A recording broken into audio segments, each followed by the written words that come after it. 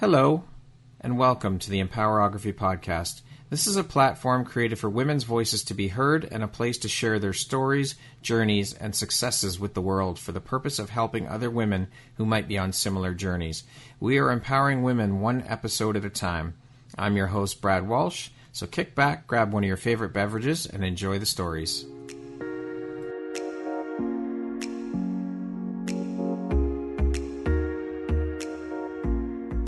If you're looking for jewelry that makes an impact on your self-care routine and your style, Empowerography would love to offer you a discount code to one of our exclusive partners, Quartz and Canary Jewelry and Wellness Company.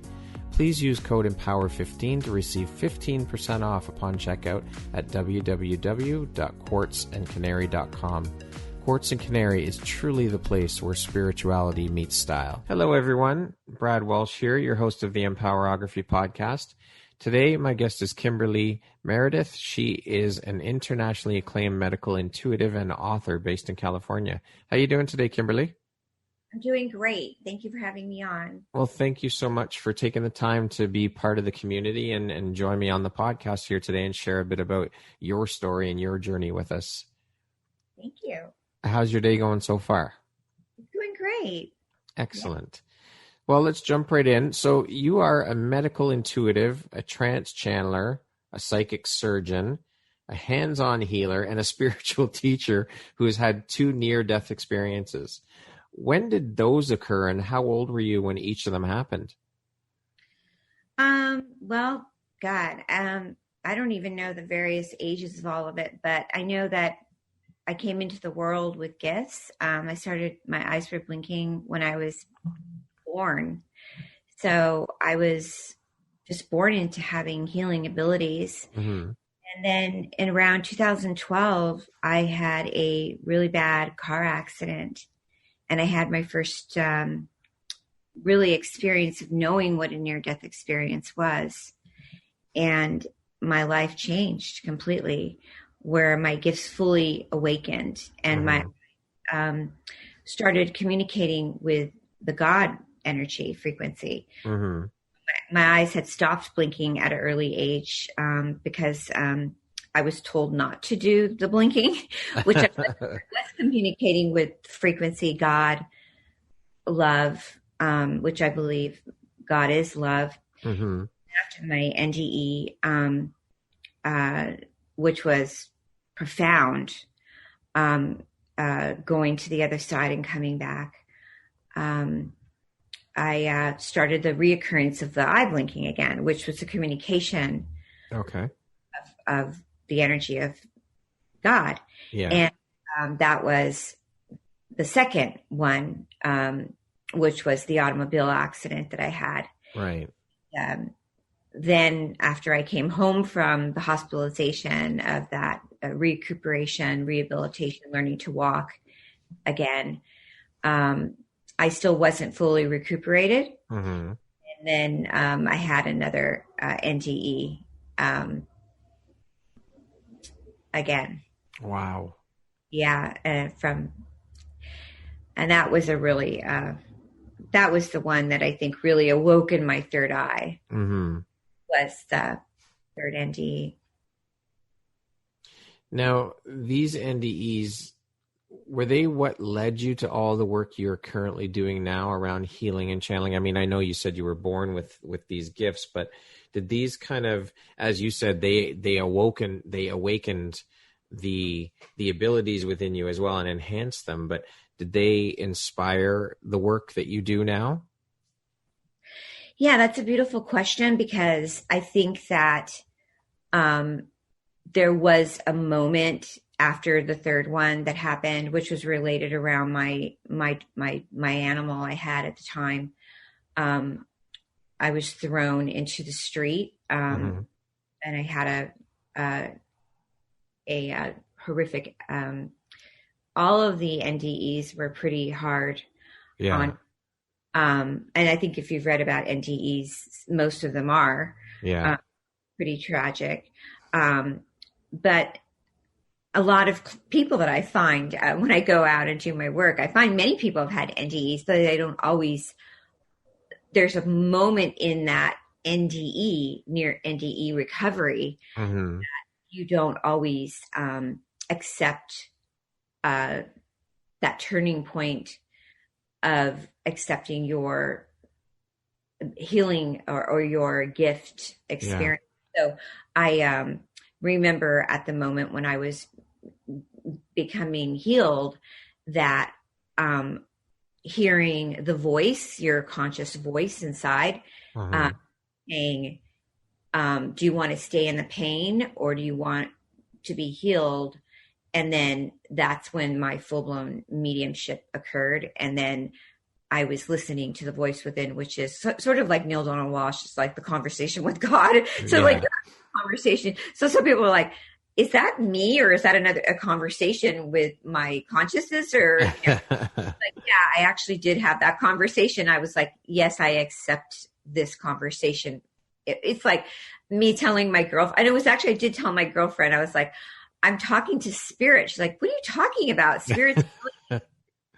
I'm talking to God. And you're like, everybody talks to God. No, I am really talking to God. And you're like, I really am. And I'm seeing this bright light going in my third eye. Yeah. She's like, no, you're not. I'm like, yes, I am. And she was an RN at the time. And she was like, also into Reiki. And she was rubbing her hands because I had a horrific concussion. Okay. On lots of medicine for that. And it wasn't getting better. And I didn't even know about what Reiki was. And she was rubbing her hands together, putting it on my head. But I kept telling her, I'm seeing this light coming in and out of my eyes. She's like, what? And I was like, and she just didn't, I was like trying to tell her. And then all of a sudden, that's when my eyes were doing the spontaneous, starting to blink. Yeah.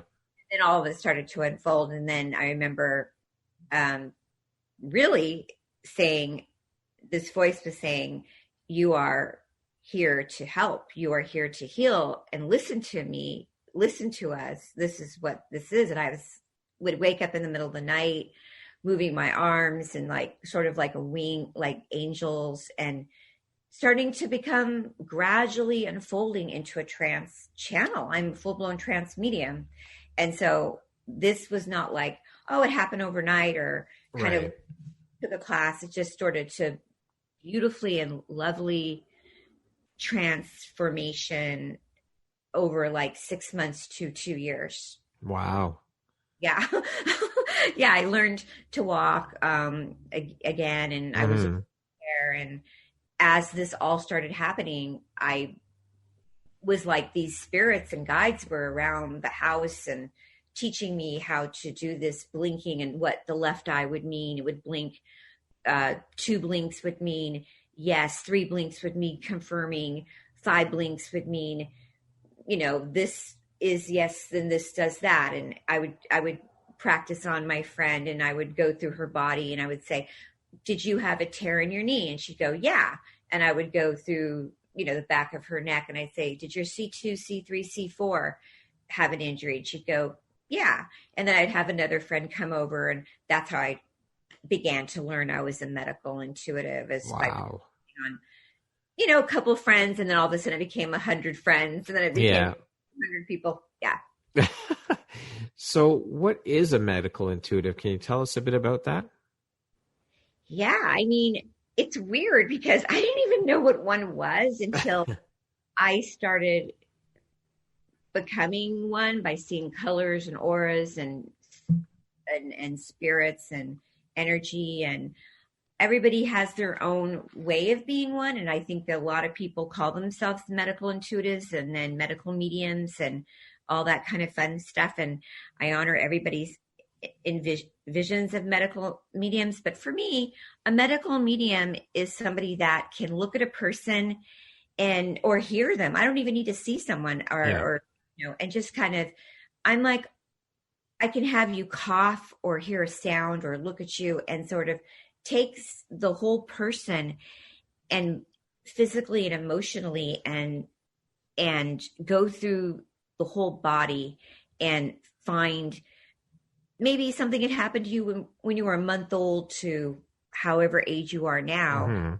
Find sometimes if my guides are really rocking and rolling, they'll get so meticulously involved in your body, which is sometimes a little bit annoying to me. Like I have a lot of medical guides around and they'll like, I'll have a session with somebody and they'll be like, oh my God, Kimberly, enough, like your molar. And then your, and then, like your thyroid. And then they'll say, so they go through every single bit of your body that they feel needs attention. Okay. You've had, your appendix is gone. So my guys will say like, well, they go through everything that needs some energy type of healing. Yeah. And so I'll go through all of that and then the good things in your body. And then they'll also go back in time. Like I blink in codes. I'm also connecting you, the hybrid civilization. Okay. So Palladian. So I get connected to that energy too. Wow. Very connected to the Holy Spirit. So I'm really an open telephone pole, multidimensional consciousness. Yeah. It's cool because as I'm doing the work, I help people get connected to their gifts. Yeah. So, which is amazing. Yeah, when I left and came back, it's like, they're like, okay, well, we're going to really use you now. Yeah. Yeah. So what the medical medium that I am is I try to go through person's body, and then connect everything to tell you as much information I can give you. And then after that, help you breathe out any of that negativity energy that's been attached to it through an emotional attack that caused the disease. Okay. Wow. That's a lot. Yeah.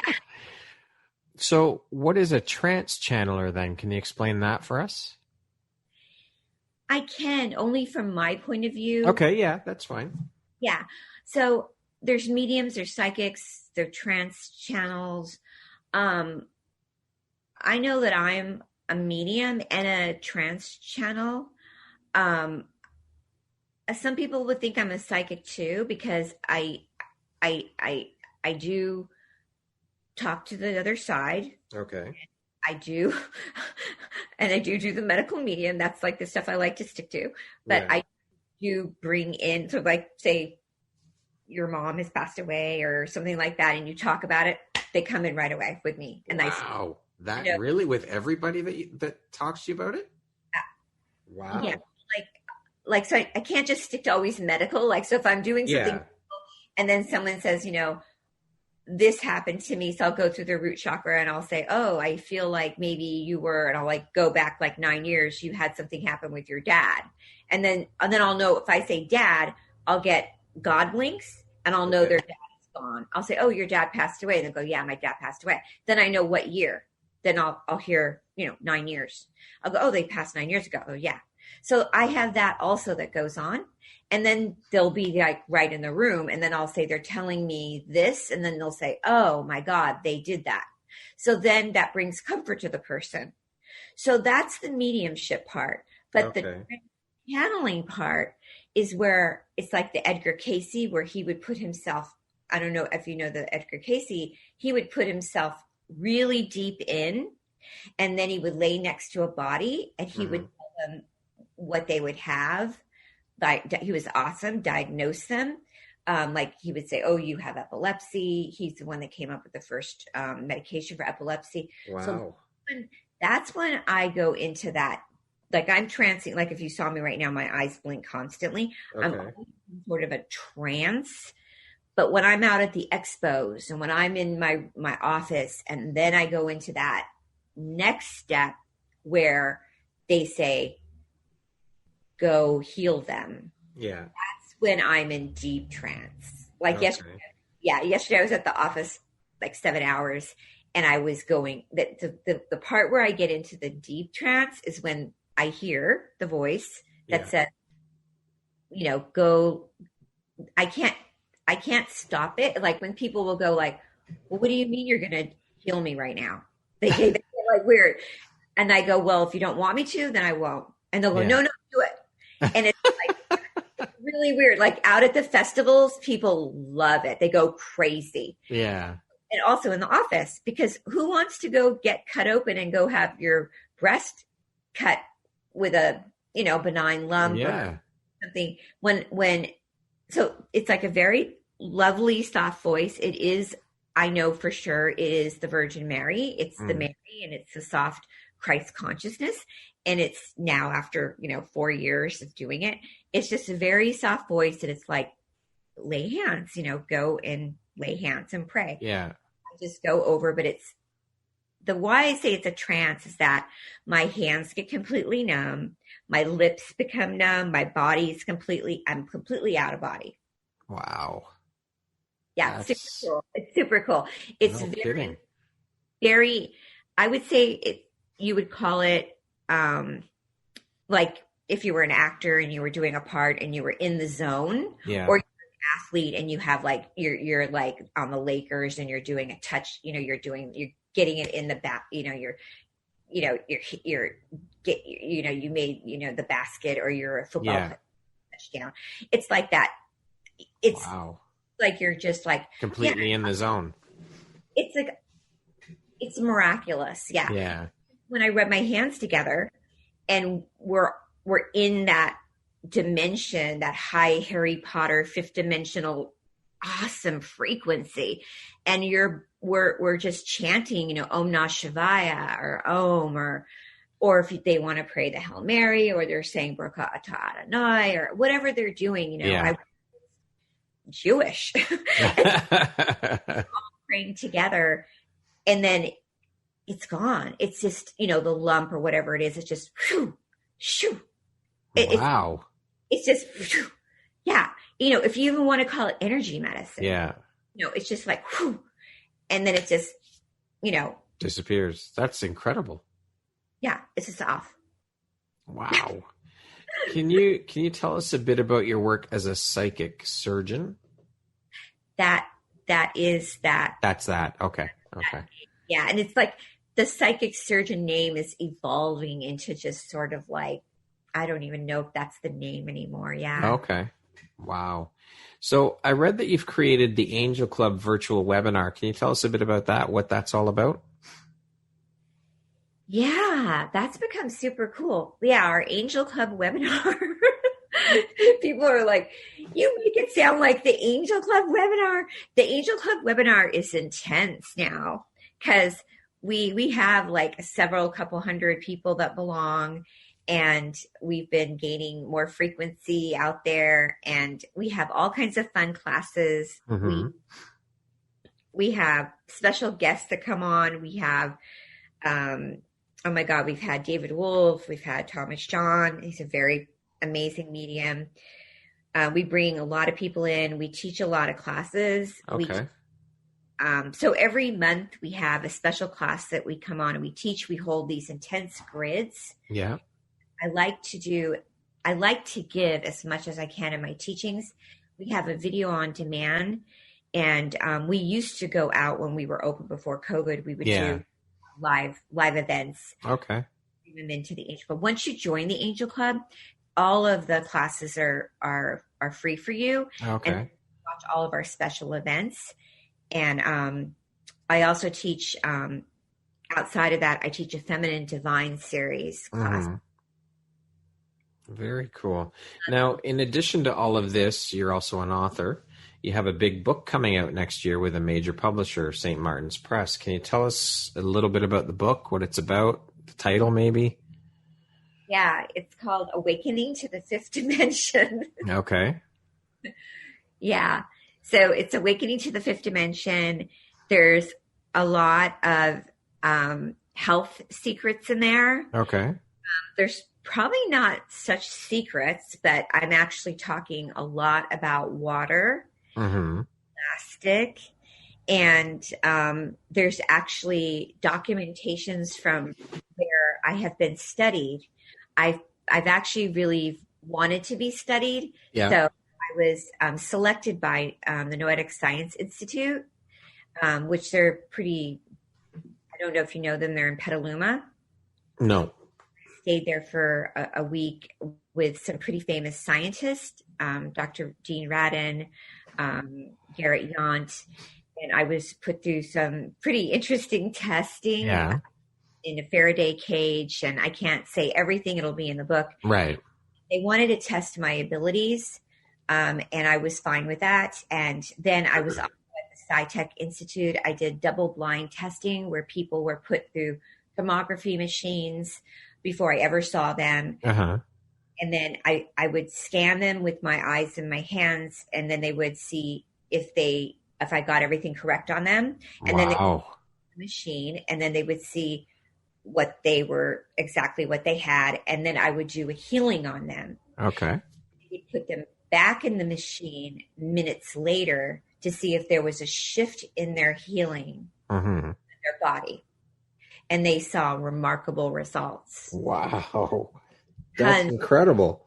Yeah, tons and tons of these thermography examples. And then I also was studied by Dr. C. Norm Shealy for 2 weeks of over 18 to 19 patients. I flew to Missouri, and he's the one that found, I think, Carolyn Meese, who's a very famous medical intuitive. And there's on my YouTube channel statements of him in my work. And that was really, really hard when I went with him out there. I did so many clients, and he would see, I would go over each person, and I would say, you have cancer, you have a mitral valve issue, you have a brain tumor, you have a lymph node on the side of your neck. And he'd get up, I love him, and he'd come over and he'd touch the node.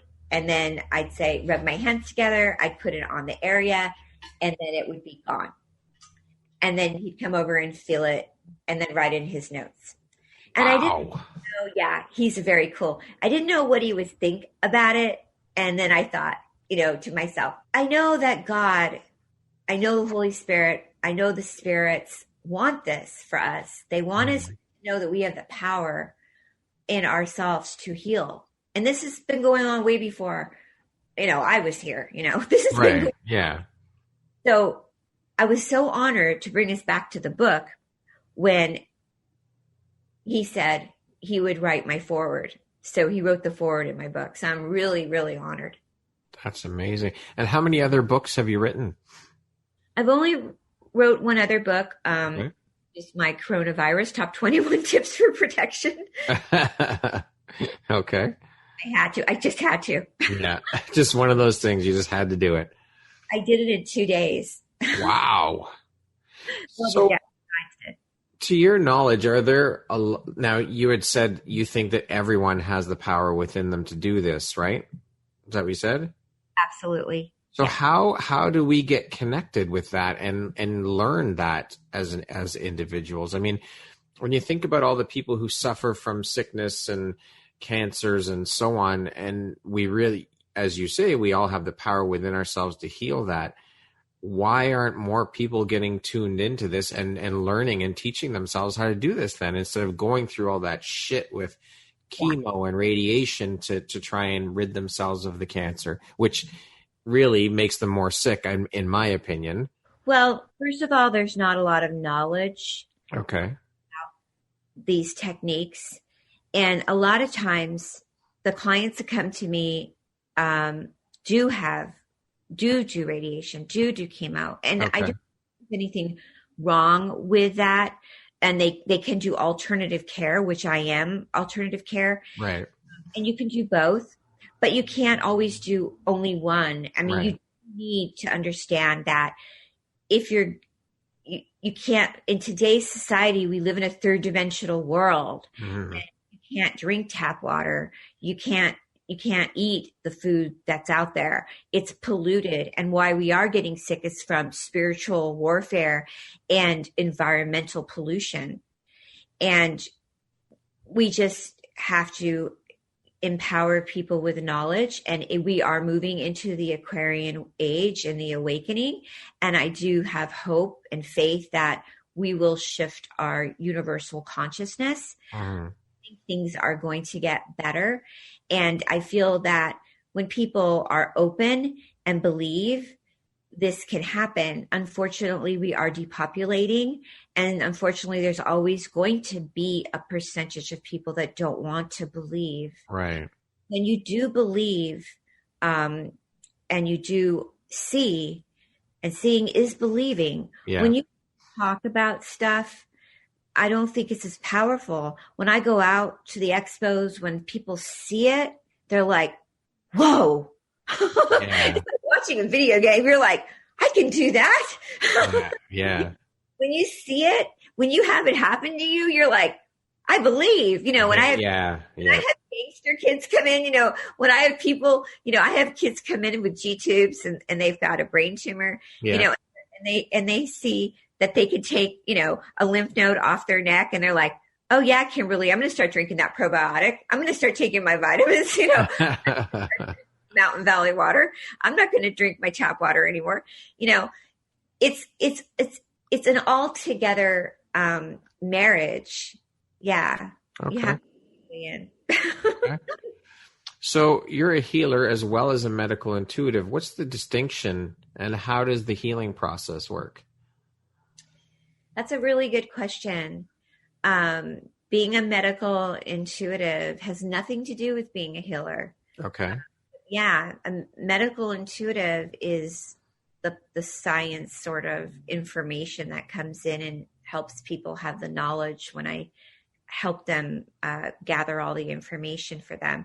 And the healing part is when I am just a conduit and an agent with the Holy Spirit and having them help me connect you and have me help the people get a greater understanding for the energy of spirit.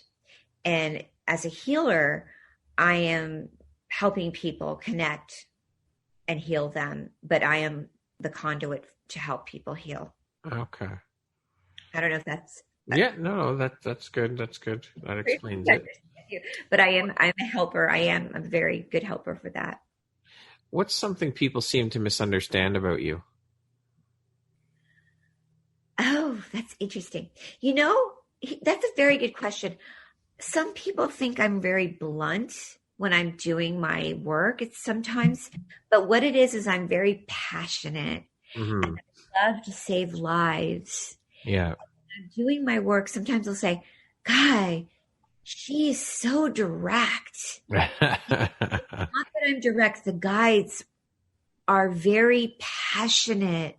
Mm-hmm. And they want to get it all correct on everybody. And they want to make sure that you are really, I could cry right now because they want people to understand there's a time to live. Yeah. There's a time to die. Right. But while we're here, they want you to be happy and live your best, your greatest. Yeah. And healthy and get the right products and eat the right way. And I'm just very passionate about my work and I love it. Okay. Well, I mean, we're only here for a short time, so why wouldn't you want to live your best life and enjoy the time you have here? Right. So I think people misunderstand sometimes when I'm just being super passionate. Okay. What would you say is one of the most important things you've learned in your life, and what was your life like before learning it, and what was your life like after learning it? I'd say, God, the most important thing I think I've learned is that not to take things, so I guess just to be me, not to listen to people that told me that I wasn't good enough, or to stop my blinking. I was told that I wasn't good enough, or I was, as a kid, I was teased. They told me my hands were weird. My eyes, I was, different. I was all told. So not to think if somebody feels awkward or not good enough. So the best thing is to always know that you're special. And if you have something different about you, don't listen to it, Yeah. Yeah. Tune out the outside noise. Listen to you. Be authentically you. Yeah, absolutely. Because you're great. You rock. I love it. That's so great. And everyone rocks in their own way. I mean, everyone's amazing. Human beings are amazing creatures. That's right. We're all special. Yep. We all have our own special thing. We all have our own gifts, and that's what keeps us individuals. Absolutely. Can you share a situation that's occurred in your life that you feel provides insight as to your character, who Kimberly is? Well, gosh. I mean, I guess there's so many things. I live my life a lot in the fifth dimension. Okay. And fifth dimension is peace, love, and joy a lot in giving and serving. So I constantly serve and give. And so I guess an example would be, I guess sometimes my friends would say, well, you had this happen to you. This is not a good day for you, or this is something that went on. You shouldn't go into the office, or you shouldn't do this gig, or you shouldn't do this. You should cancel it. Yeah. And so I wouldn't even think twice about that. I still go on because I feel like your character is all you have. And I feel like there's a big part of my heart that I just can't stop the mission. And the mission is that I blink over and over again, the number 5, which is the fifth dimension and beyond. There's many dimensions, but the most important is that we get into that fifth dimensional frequency. So even if I had, whatever happens, I have to keep serving the people. Who would you say have been 3 of the most influential people in your life? Oh, gosh.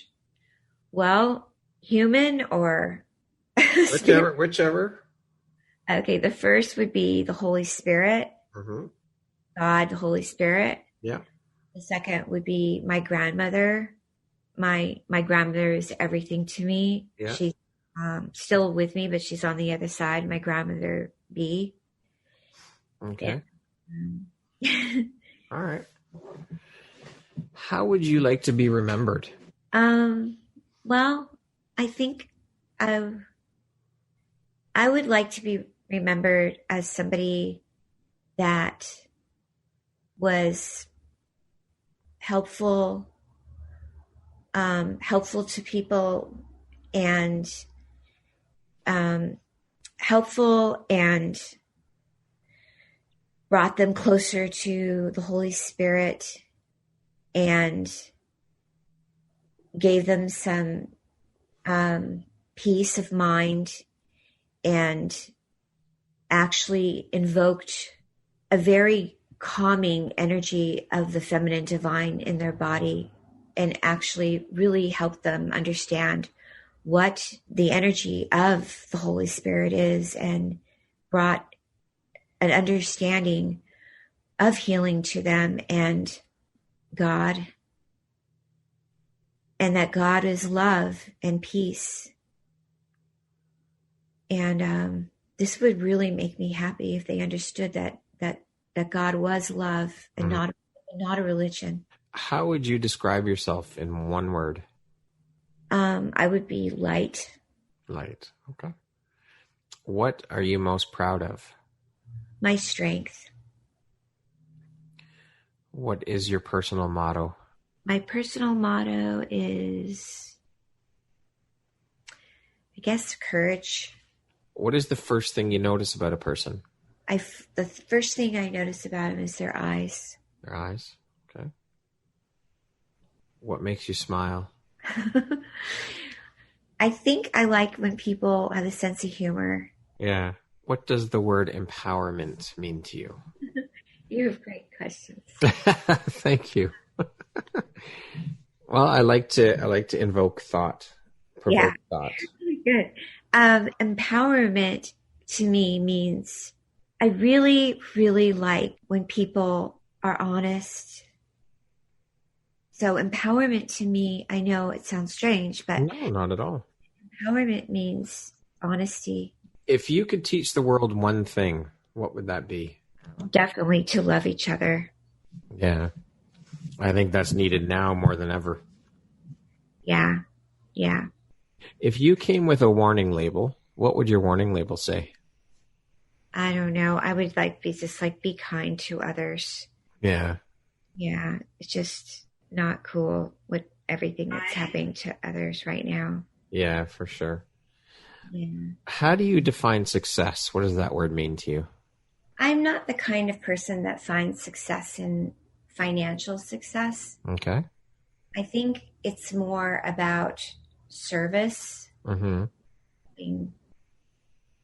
Teach people, love people, care for people. And by us giving to others, it comes back to us over and over again. Yeah. And in this, a lot of people take workshops and they want abundance through financial gain.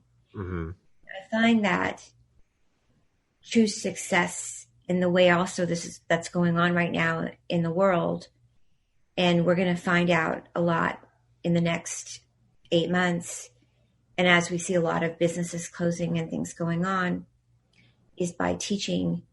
The more that we give, the more, my grandmother used to say that too to me all the time when I was growing up, because she partly raised me. Mm-hmm. Is that, and she was very successful. Yeah. Is that the more that we are serving and giving, the more is coming back to us twofold. So it's like you're giving and it's returning. And this is really amazing because I have a ministry, and the ministry is that way. I always do my Mother Mary monthlies, and it's a donation based. And I always give away sessions. Right. I feel that I get so much from that. I love doing that. And I love that people are, I love the hospital organizations that are nonprofits. I'm a nonprofit. Yeah. I just feel so good about that. I wish I could open, I hope one day I will have a full blown nonprofit ashram. Mm-hmm. Well, I think we have to give with the right intention too, because I think people give with ulterior motive, with what can I get out of this as well. But if you're giving from the right place, just because you want to give and you want to help people succeed, or you want to help people heal, or whatever your thing is, then yeah, it will come back to you twofold, threefold, fourfold for sure. Because together as a community, we thrive. Yeah. I really, the mark of the true Messiah is giving and not wanting anything back. Right. If you had a theme song that played every time you walked into a room, what song would that be? Oh my God, you are hilarious. Oh my God. I was definitely not prepared for this. Well, that's good. You shouldn't be. You just fly with it. Go off the cuff. Oh my God, you are so funny. Well, at least one thing, I made you laugh today. Okay, so I got my quote. Okay, let's go there then. Of course, biblical. It's Matthew 5. It's blessed are the meek, for they will inherit the earth. I love that. It's so funny. Someone else quoted that to me today too. Not as their favorite quote, but they quoted that. We were speaking about, I can't remember what we were speaking about, but they said those exact words. The meek shall inherit the earth. Okay, but I do have another one that I really like. Okay. It's you never know what life is like until you have lived it. Very true. You know who that is? No. Marilyn Monroe. There we go. Very wise woman. I love her. Yeah, for sure. And my other favorite is that comes around me a lot. So Marilyn does, and another one does all the time is John Lennon. Okay. I wear his shirts all the time. I love John Lennon. Yeah. So I always hear Imagine. I love that. Yeah. And I have a lot of people. So another thing about me is, so when I do my events, I always have live music with me. Okay. And I love musicians, and we play, before the COVID broke out, we were doing live events. We were playing All We Need Is Love and Yeah. we love playing live music to our events. Awesome. I love his quote, "Life is what happens while you're busy making plans." That's true. Yeah, for sure. What is one of your most treasured possessions and why? Okay. My most treasured possession is my grandmother's birthstone, her baby birthstone ring, because Okay. I adore my grandmother. She's my soulmate. Mm-hmm. My grandmother B. Okay. If you could set up a billboard anywhere, where would you put it and what would it say? Okay. So it would probably be a John Lennon quote. It would, Of course. and it would be "All we need is love." Mm-hmm. Where would I put it? It'd be "All we need is love." It would have his name on it. Yeah. And it would be John Lennon, "All we need is love." It would have his name on it. And I wonder if we should put it in LA or in New York City. One of those two places for sure. Places. If you could go back and give your younger self one piece of advice, what would that piece of advice be? Oh, I would do this. If I would go back, I would go back to about 7 years old. Mm-hmm. And I would just look at my mom in her eyes, and I would tell her, don't, please don't stop me from blinking my eyes. Yeah. Okay. Lastly, if you were to deliver your last 30-second speech to the world, what would that 30 seconds sound like? I would say, we just all need to love each other, and we're all the same. We're all the same color. We're all the same. Yeah, we're all the same. Simple and beautiful. Kimberly, thank you so much for taking the time to be here and share a bit about your gifts and what you do and your journey.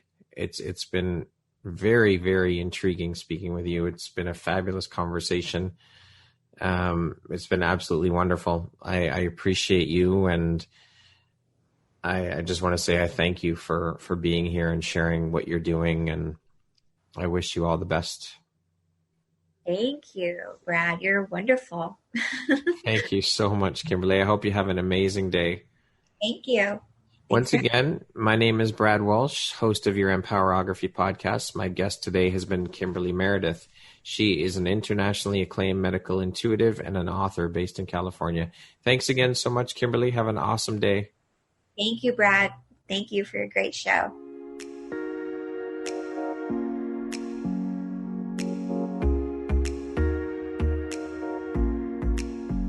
Thank you very much for listening to this podcast. If you haven't yet, please be sure to subscribe, rate, review, and share with all your friends. You can find me at viseuphoria.ca and follow me on Instagram at Empowerography Podcast and on Facebook at Empowerography. Please join me next time for another inspirational story from yet another amazing woman.